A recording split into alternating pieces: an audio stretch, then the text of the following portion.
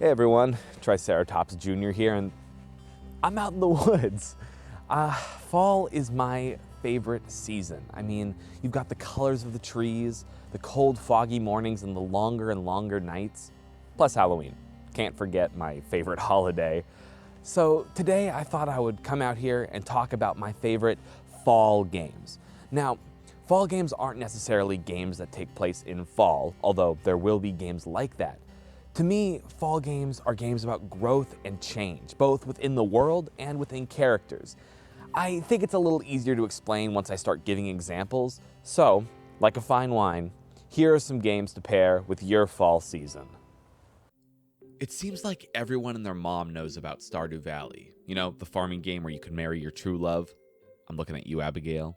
Now, of course, Stardew Valley takes place in all 4 seasons, so why is this a fall game, you might ask? Well, I consider it a fall game, one, because it makes me think of Harvest, which is a fall-time event, but also because of the character portion of the game.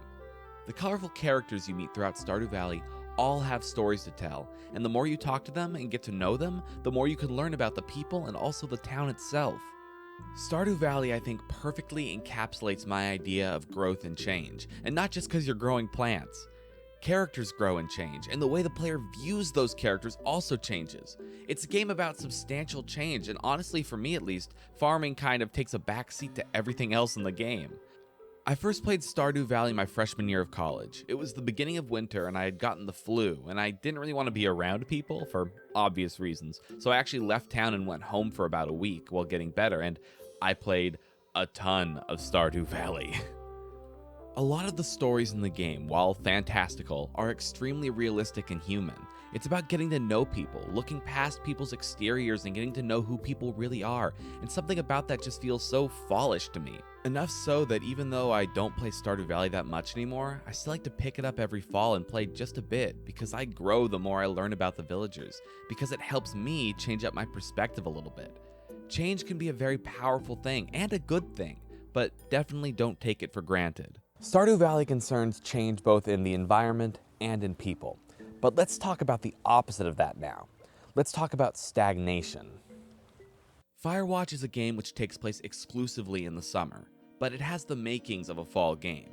It's pretty much a walking simulator where you play as a fire watchman in a national park during one summer. As opposed to change, though, the game concerns what happens when you refuse to change, and what happens when multiple people's assumptions and problems rub up against one another. Avoiding spoilers, all of the characters in Firewatch have issues. I mean, who doesn't? But instead of addressing the issues, they instead find themselves in the woods for one reason or another. The game is an enthralling mystery set in a beautiful landscape, and best of all, it's not super long, so if you want a game that you can just play through in a few sessions, this is perfect for you.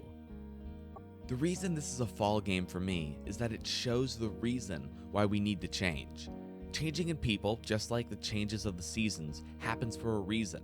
We can try to stop the change, but that leads to bad outcomes more than anything else. So just going with the flow and following the change can be super important, and nothing exemplifies that more than Firewatch.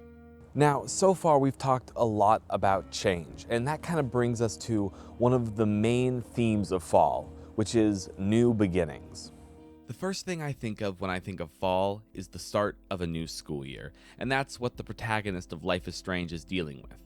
Max Caulfield has just started at Blackwell Academy, a prestigious art school, but she's about to discover that life is pretty strange.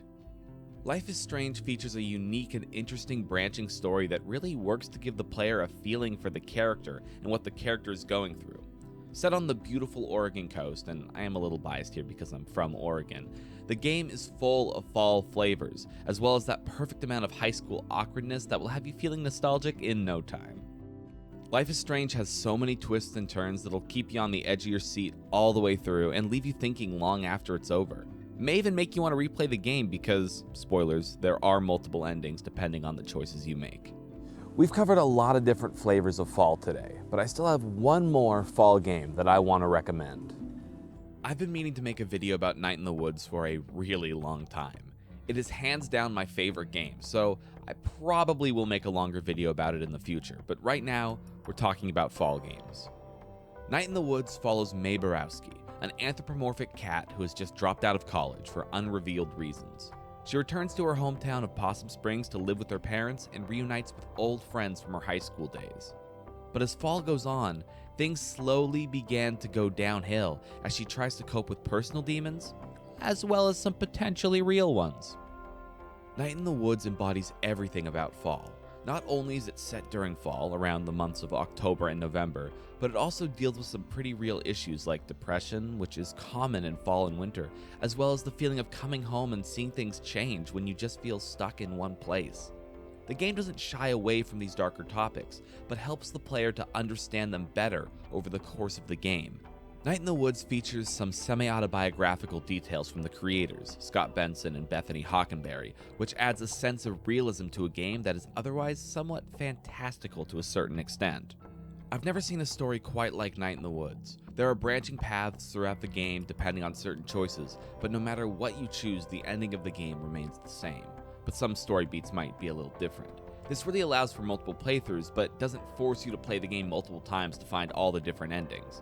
However, I do think Night in the Woods is one game where multiple playthroughs are highly worth it, because the game is so full of life and different things to explore that you're bound to find things that you missed on your first playthrough. I know that I did. All in all, I think Night in the Woods is a perfect fall game and just an all-around wonderful experience. So, if you had to choose only one game that I've listed today, I would say choose this one. But there's nothing stopping you from playing all of them. It's days like today that really remind me how much I love fall. I can go out in the woods and I can see all the fallen leaves making this beautiful path of yellows and reds, and sometimes I can even see my breath in the cold air. Plus, I can finally wear my jackets and sweatshirts again, which are like a key part of my wardrobe, so I absolutely love it. For me, fall is a perfect time of year, and I know not everyone agrees with that, and that's fine.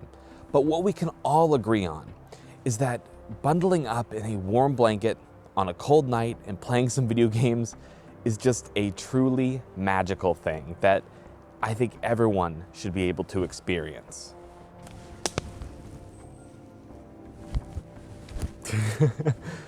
Thank you so much for watching. Let me know in the comments what your go-to game is for a cold fall night. And remember to subscribe for more videos just like this one. I love being able to actually go out in the woods and like film stuff, so this has been just like a really nice chill day. Kind of great. If you want to catch me live, I stream over on Twitch at twitch.tv/Triceratops_Junior, so you can find me there most of the time. And yeah, just everyone have a wonderful fall season. October, November, there's still plenty of time left, so just enjoy yourself. Go outside, like I am. Okay, y'all, peace out. I'll catch you on the flip side.